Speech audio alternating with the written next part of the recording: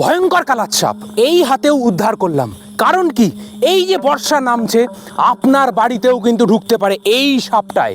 মাত্র 1 milligram neurotoxic বিষ আপনাকে একদম খালাস করে দেবে। তাই বন্ধুরা, টোটকাগুলো জেনে রাখুন কি করলে বাড়িতে সাপ ঢুকবে না। প্রথম টোটকা হচ্ছে কার্বলিক অ্যাসিড থেকে দূরে থাকুন।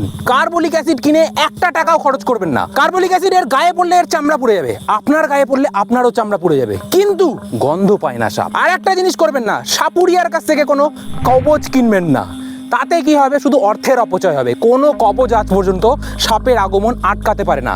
একমাত্র উপায় যেটা আপনি করবেন সেটা হচ্ছে বাড়ির আশপাশ এরকম জঙ্গল হতে দেবেন না। জঙ্গল বাড়িতে হতে দেবেন তো ইঁদুর ঢুকবে, ব্যাঙ ঢুকবে। সেই ইঁদুর ব্যাঙ খাওয়ার জন্য পিছু পিছু সাপও ঢুকে গেল, ভয়ঙ্কর কালাচও হতে পারে। তাই বন্ধুরা, সাবধান থাকুন। এই বর্ষাকালে সুরক্ষিত রাখুন নিজের পরিবারকে।